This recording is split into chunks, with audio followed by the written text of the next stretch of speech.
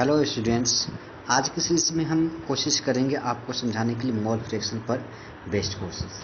तो आपके पास ये क्वेश्चंस है जिसमें आपके क्वेश्चंस पढ़ने के बाद आपका दे रखा है ये चीज़ कि जो मेरे पास इथिलीन ग्लाइकोल है और वो 20% है और ये 20% है कितना, तो एक सॉल्यूशन है।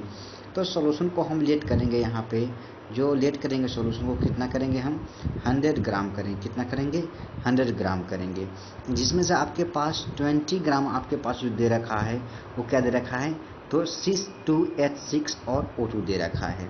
बाकी जितने बच गए मेरे पास जो 80 ग्राम बच रखे मेरे पास वो क्या दे रखा है मेरे पास, वाटर मान लेंगे। क्या मान लेंगे मैं, वाटर, क्योंकि वाटर है ही मेरे पास। जब 20 ग्राम जब मेरे पास C2H6O2 है सॉल्यूशन में, तो मेरे पास 80 ग्राम क्या बचा, वाटर बचा। वाटर को मैंने यहाँ पे क्या माना है, एज ए सॉल्वेंट माना है हमने।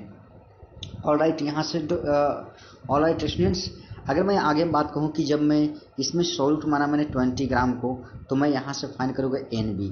और NB इक्वल्स टू आप जानते क्या हो कि NB इक्वल्स टू क्या होते हैं, WB, और डिवाइडेड बाई क्या होता है, MB होता है। इस बात को आप ऑलरेडी जानते हो कि WB इक्वल्स टू MB होता है, NB इक्वल्स टू।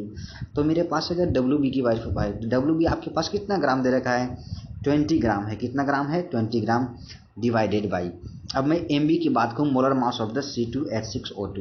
और जब आप मोलर मास निकालेंगे C2H6O2 का, तो ये कितना आ जाएगा आपके पास, 62 ग्राम आ जाएगा। कितना ग्राम आ जाएगा, 62 ग्राम आ जाएगा। जब आप इसको डिवाइड करेंगे टोटल डिवाइड करने के बाद आपके पास जो नंबर ऑफ मोल्स आएंगे वो आएंगे 0.3 आएंगे, लगभग इतना आएंगे, 0.3 आएंगे।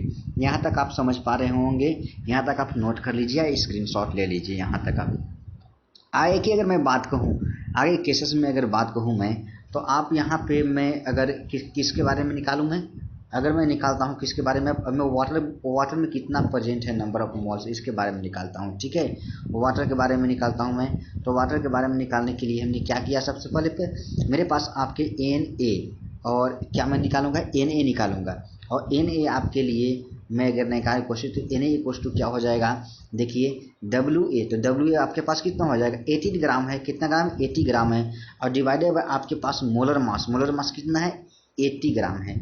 कितना ग्राम, 18 ग्राम है। 80 ग्राम बटे 18 ग्राम को अगर हम कैंसिल करते हैं सबको, ठीक है, तो इसको कैंसिल करने के बाद जो आपके पास आ जाएंगे, क्या आ जाएंगे, 4.44, ऐसा कुछ समथिंग आएगा, ऐसा 4.4 आएगा। तो आपके पास देखिए Na की वैल्यू भी मालूम आपके पास हो गई 4.44। अब आपके पास NB की भी मालूम आपके पास कितने हो गई, आपके पास 0.3 हो गया। ठीक है ना। अब हम निकालते हैं मोल फ्रैक्शन। किसके लिए मोल फ्रैक्शन निकालते हैं, तो एक्चुअली दिया हुआ है आपको मोल फ्रैक्शन ग्लाइकोल के लिए आपके पास। ठीक है ना, इसमें तो यही दिया हुआ है कि जो आपका ग्लाइकोल है उसके लिए आपको इथिलीन ग्लाइकोल, उसके लिए मोल फ्रैक्शन निकालना है। तो हम कोशिश करेंगे मोल फ्रैक्शन निकालने के लिए, किस प्रकार से मोल फ्रैक्शन निकाले जाएंगे। तो मोल फ्रैक्शन निकालने के लिए आप जान रहे हो कि सबसे पहले इथिलीन ग्लाइकोल का हम अगर निकालते हैं तो उसको हमने लेट किया क्या है चीज, यहाँ x लिखेंगे, क्या लिखेंगे, x लिखेंगे। और एक्स बी इक्वल्स टू आपके पास जो हो जाएगा वो क्या हो जाएगा, NB अपन क्या हो जाएगा, यहाँ से Na और प्लस क्या हो जाएगा आपके पास, Na प्लस क्या हो जाएगा, NB हो जाएगा। क्या हो जाएगा, NB X B equal to NB plus divided by Na plus क्या हो जाएगा, NB हो जाएगा। यहाँ तक क्लियर है, कोई डाउट नहीं यहाँ तक। आगे केसेस में अगर बात करते हैं, जब इस फॉर्मूले पर हम बेस्ड करेंगे, इस फॉर्मूले जब सारी चीज़ को मैं क्या कर दूंगा, रख दूंगा, वैल्यू पुट कर दूंगा। तो वैल्यू पुट करने के बाद आपके पास जो XB का जो मेरे पास निकलेगा, XB का टर्म्स, ठीक है ना, XB इक्वल टू जो अब मेरे पास आएंगे वो क्या आएंगे, मैं यहाँ नंबर ऑफ मोल्स क्या निकाल, मोल फ्रैक्शन फॉर द मैंने इथिलीन ग्लाइकोल निकाल रहा हूँ। तो नंबर ऑफ मोल्स कितने थे, 0.3 थे। और डिवाइडेड बाय क्या करेंगे, 0.3 प्लस किसका लिखेंगे, number of moles of the solvent का 0.4, जो 44 था उसको लिख दिया। ठीक है ना। टोटल आपको कैलकुलेट करने के बाद ये जो लगभग आ रहे हैं आपके पास, टोटल अगर कैलकुलेट आप जब करेंगे तो आपके पास आ जाएंगे 0.088 आ जाएगा। टोटल कैलकुलेट करने के बाद कितना आ जाएगा, 0.88 आ जाएगा। ये मोल फ्रैक्शन किसके लिए हो गया, ग्लाइकोल के लिए हो गया। किसके लिए हो गया, ग्लाइकोल के लिए हो गया। अगर इसी प्रकार हम किसका मोल फ्रैक्शन निकाले, वाटर का निकाले, जिसको मैंने सॉल्वेंट माना है, क्या माना है उसको, सॉल्वेंट माना है। ठीक है ना। तो मैं अगर मोल फ्रैक्शन किसके निकालूँ, वाटर के निकालूँ, तो आप जान रहे हैं कि वाटर को मैंने x यहाँ से रिप्रेजेंट ऐसा किया है, x से इक्वल टू Na होता है। Na आपके पास कितना आ गया है वाटर के लिए मोल्स, 4.44 4, ये मैंने आपको निकाल कर रख दिया था, ठीक है ना। डिवाइडेड बस बस वही बात हो जाएगी, दोनों की जो है से सॉल्यूशन में जितना नंबर ऑफ मोल्स प्रेजेंट है, इसका मतलब क्या हो गया 0.3 प्लस यहाँ क्या कर देंगे 4.44 कर देंगे, ठीक है ना। सबको अगर मैं कैलकुलेट करूं तो आपके पास कितना जाएगा, सबको कैलकुलेट करने के बाद आपके पास जो इसकी वैल्यू जो आएगी वो 0.932 आ जाएगा। कितना जाएगा 0.932 आ जाएगा। यहाँ तक तो बात समझ में आ गया होगा आपको कि किस प्रकार से मैं मोल फ्रैक्शन सॉलिड के लिए निकाला और मोल फ्रैक्शन किसके लिए निकाला, सॉल्वेंट के लिए निकाला, ठीक है। लेकिन मैंने आपको एक शॉर्ट वीडियो में एक कंसेप्ट आपको मैंने दिया था। क्या कंसेप्ट दिया था आपको, मैं यहाँ बता दे रहा हूँ कि अगर मोल फ्रैक्शन किसी प्रकार से मैंने एक चीज़ का निकाल दिया तो दूसरा का मोल फ्रैक्शन निकालने के लिए कोई भी मेरे पास ज़्यादा इधर लंबा नहीं काम करना है, क्योंकि आपके पास एक्स बी की वैल्यू आ गई है। किसकी वैल्यू आ गई है, एक्स बी, और एक्स बी आपके पास कितना आ गया है 0.068 आ गया है।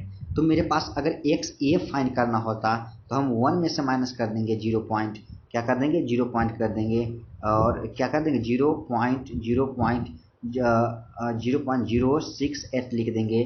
तब आपके पास जो इसकी वैल्यू आ जाएगी वो कितनी आ जाएगी 0.9 और क्या आ जाएगा 3 आ जाएगा, और क्या आ जाएगा 2 आ जाएगा, ठीक है ना।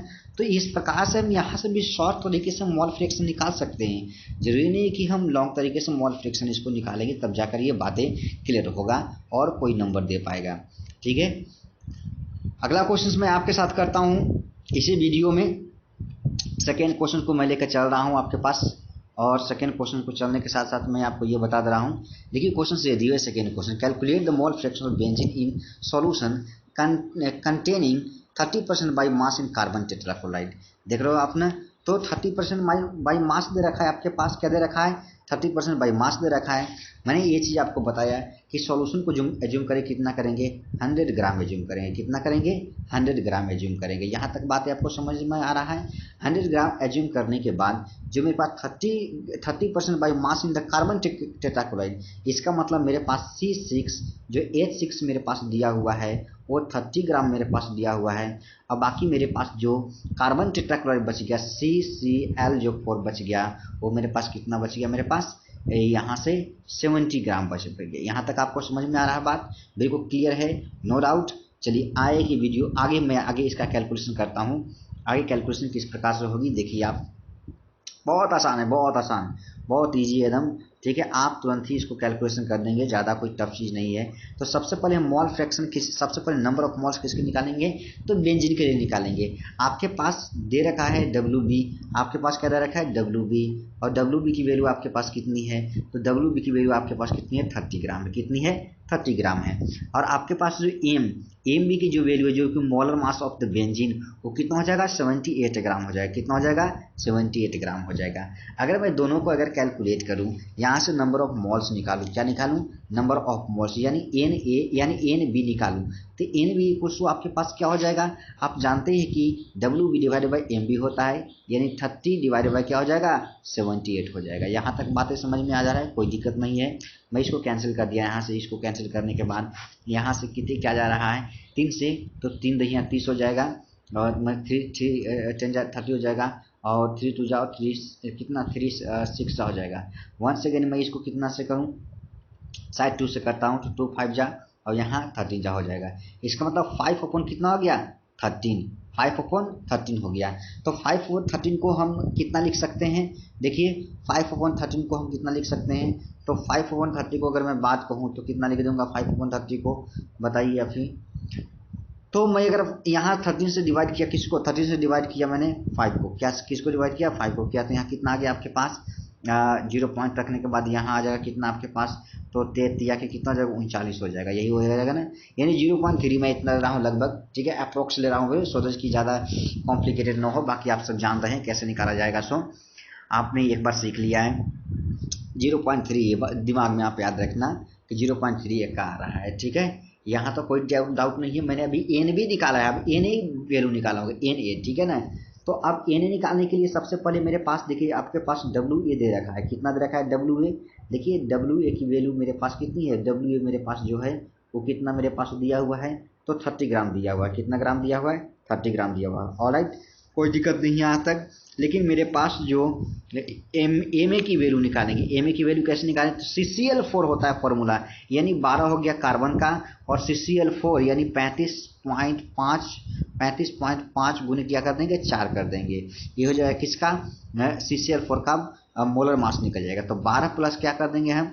12 प्लस सबको ऐड कर देंगे, तो 4 प्लस 20, 4 पचे 20 और 4 पचे 20, 2 22, 12 2 14 हो जाएगा। सबको जब ऐड करेंगे तो 150 क्या हो जाएगा? 4 हो जाएगा। 154 ग्राम पर मोल हो जाएगा। यहाँ तक डाउट नहीं है आपको? बिल्कुल यहाँ तक आपको डाउट नहीं होना चाहिए। ठीक है, 154 ग्राम आप याद रखना कि 154 ग्राम क्या लिख रखा है। ठीक है, अगर मेरे पास 154 ग्राम यहाँ से खत्म हो गए बात। अगर मैं यहाँ से Na की वैल्यू फाइंड करूँ, किसकी वैल्यू फाइंड करूँ? Na की मैं वैल्यू फाइंड करूँ तो Na इक्वल्स टू आपके पास WA। अब WA आपके पास कितना है? 70 है। अब ये कितना है मेरे पास? 154 है। कितना है? 154। कैंसिल कर दीजिए इसको, तो ये 7 10 जा हो जाएगा। अब यहाँ कैंसिल करेंगे तो कितनी? शायद 14 बार में कर, 14 पच्चे 70, और यहाँ से 14 11 बार में, यानी 5 बटे कितना हो जाएगा? ये 11 हो जाएगा। कितना हो जाएगा? 5 बटे 11। कैंसिल जब करेंगे तो 0 पॉइंट कितना आ जाएगा? ये 0 पॉइंट आ जाएगा लगभग 44 आ जाएगा। ये यहाँ तक बात समझ में आ रहा है? अब आगे हम चलते हैं, आगे का काम करते हैं हम किसका? मोल फ्रैक्शन पर। ध्यान से देखिएगा, Na की वैल्यू आपके पास भी आ गई है और Na की वैल्यू भी आपके पास क्या हो गई है? आ गई है। तो हम मोल फ्रैक्शन निकालने का कोशिश करते हैं। क्या होगा मोल फ्रैक्शन? आपको मालूम है कि जो Na मेरे पास था वो 0 पॉइंट कितना था? 3 था। कोई दिक्कत नहीं इस बात से। और जो मेरे पास Na का जो वैल्यू आ गया है वो कितना आ गया है? 0.4 आ गया है। यहाँ तक सही है।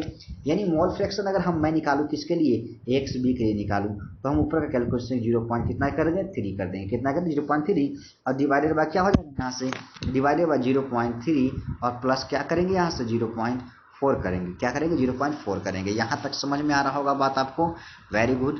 0 पॉइंट यहाँ से 3 हो जाएगा। मैं टोटल को अगर ऐड करूंगा तो 0 पॉइंट क्या हो जाएगा? 7 हो जाएगा। कितना हो जाएगा? 0.7 हो जाएगा। यहाँ तक ठीक है। ये डेसिमल से डेसिमल क्या हो गया? कैंसिल हो गया। डेसिमल से डेसिमल क्या हो गया? यहाँ से कैंसिल हो गया। यहाँ तक बात समझ में आ रहा है? क्लियर एकदम?